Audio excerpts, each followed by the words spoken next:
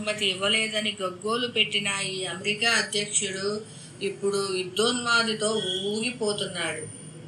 ఒక పక్క ఇరాన్తో యుద్ధం సాగిస్తూనే ఉన్నాడు. మరో పక్క అమెరికాకు కూతవేటు దూరంలో ఉన్న బుల్లి దేశం క్యూబాను స్వాధీనం చేసుకుంటానని వికటహాసంగా చేస్తున్నాడు. క్యూబాను స్వాధీనం చేసుకుంటానని గతంలోనే చెప్పిన పెద్దన్న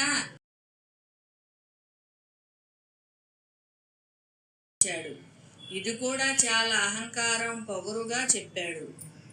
క్యూబాను స్వాధీనం చేసుకునే గౌరవం నాకు దక్కుతుందని గట్టిగా నమ్ముతున్నాను. క్యూబాను స్వాధీనం చేసుకోవటమే లక్ష్యం. దీన్ని నేను ఏమైనా చేయగలను. నేను దానికి స్వేచ్ఛనివ్వగలను, దాన్ని స్వాధీనం చేసుకోగలను, నేను కోరుకున్నది ఏదైనా చేయగలను అని ట్రంప్ మీడియాకు చెప్పాడు. క్యూబాను తన కంట్రోల్లోకి తీసుకుంటామన్నాడు. ఆ దేశంలో ప్రస్తుతం విద్యుత్ వ్యవస్థ కుప్పకూలింది. ఇలాంటి తరుణంలో ట్రంప్ ఇలా మాట్లాడటం ప్రాధాన్యత సంతరించుకుంది. క్యూబాను స్వాధీనం చేసుకునే ఛాన్స్ తనకు దక్కుతుందని బలంగా నమ్ముతున్నట్లు చెప్పాడు.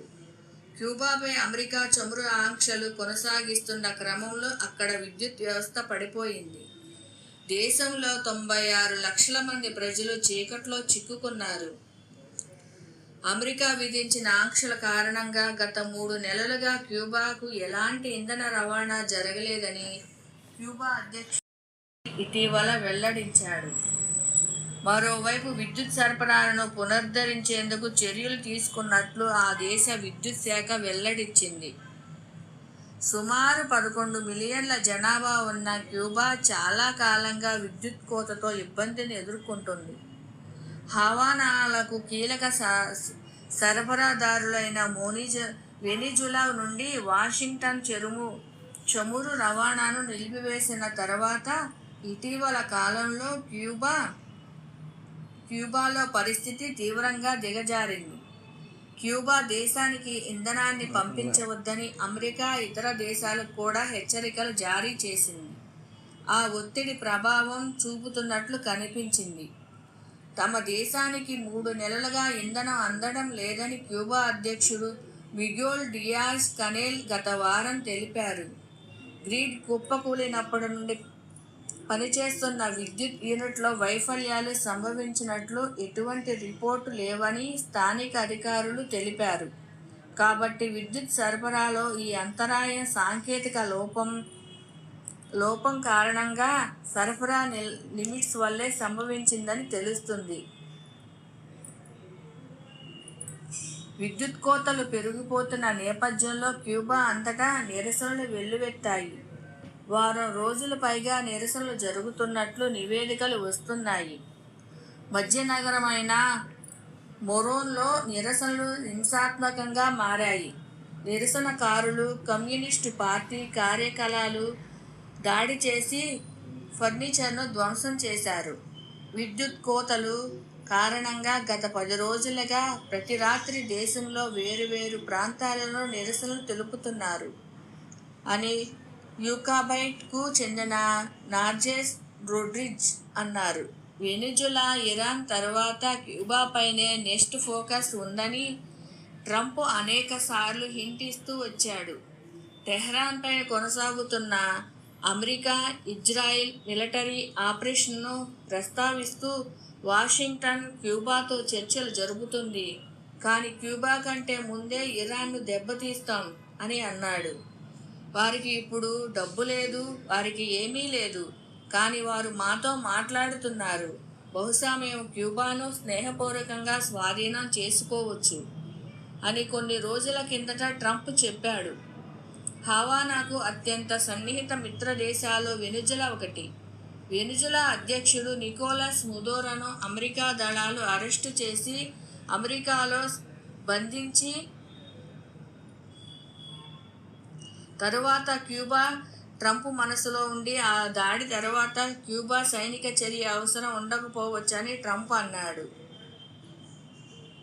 ఎందుకంటే క్యూబా ఆర్థిక వ్యవస్థ బలహీన అదుపులోకి తీసుకున్న తర్వాత వెనిజులా నుండి చమురు రవాణా లేకపోవడంతో తీవ్ర ఇబ్బందులను కలుగుతున్నాయి. అమెరికాకు క్యూబా 90 మైళ్ళ దూరంలో ఉండే ఒక చిన్న ద్వీప దేశం. ఈ రెండు దేశాల మధ్య నెలకొన్న విభేదాలు ఇప్పటివి కావు. దశాబ్దాల క్రితమే ఇవి మొదలయ్యాయి. 1959లో కమ్యూనిస్టు విప్లవం జరిగింది. ఫిడెల్ కాస్ట్రో నేతృత్వంలో అక్కడ కమ్యూనిస్టు ప్రభుత్వం ఏర్పడింది. దీంతో క్యూబాకు అమెరికాతో సంబంధాలు అప్పుడే తెగిపోయాయి. ఆ తర్వాత అమెరికా కంపెనీల ఆస్తులను క్యూబా ప్రభుత్వం జాతీయం చేసింది. దీనిపై అమెరికా తీవ్ర ఆగ్రహం వ్యక్తం చేసింది. అప్పటి సోవియట్ యూనియన్ అయిన రష్యాకు క్యూబా దగ్గరయ్యింది. అక్కడ రష్యన్ క్షిపణులు మోహరించేందుకు యత్నించడం కూడా అమెరికా భద్రతకు ముప్పుగా మారింది. దీంతో క్యూబాను ఆర్థికంగా దెబ్బతీసేందుకు అమెరికా 1960 నుంచే వాణిజ్య ఆంక్షలు కొనసాగిస్తూ వస్తుంది. అమెరికాకు చెందిన ఏ కంపెనీ కూడా క్యూబాతో వ్యాపారం చేయకుండా నిషేధించారు. అలాగే క్యూబా నుంచి చక్కెర లాంటి వస్తువులను కొనుగోలు చేయడం ఆపేశారు.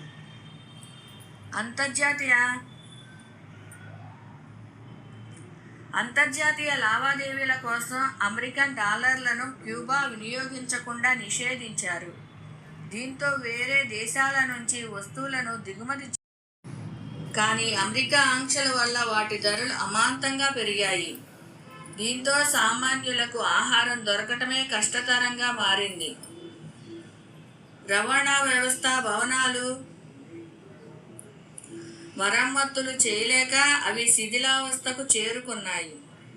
క్యూబా విధుల్లో చూసుకుంటే ఇప్పటికీ 1950 నాటి పాత కార్లే కనిపిస్తున్నాయి. అమెరికా అధ్యక్షుడు ఒబామా హయాంలో క్యూబాతో సంబంధాలు మెరుగుపరిచేందుకు ప్రయత్నించారు. కానీ ట్రంప్ అధికారంలోకి వచ్చాక ఒబామా తీసుకున్న నిర్ణయాలను రద్దు చేసి క్యూబాను ఉగ్రవాదానికి మద్దతిచ్చే దేశాల లిస్టులో చేర్చారు. అమెరికా వారు ఉన్నారు. వీళ్ళు కమ్యూనిస్టు ప్రభుత్వాన్ని వ్యతిరేకిస్తారు. అందుకే వీళ్ళ ఓట్ల కోసం ట్రంప్ క్యూబాపై కఠినంగా ఉంటాడు. క్యూబాను సైనిక పరంగా స్వాధీనం చేసుకునే దానికన్నా ముందు ఆ దేశ ఆర్థికంగా దెబ్బతీయాలని ట్రంప్ అనుకున్నాడు. అక్కడి ప్రజలు తిరుగుబాటు చేసి కమ్యూనిస్టు ప్రభుత్వాన్ని పడగొట్టే పరిస్థితులు రావాలని భావించాడు. అక్కడ అమెరికాకు అనుకూలంగా ఉండే ప్రభుత్వమే ట్రంప్ వ్యూహం.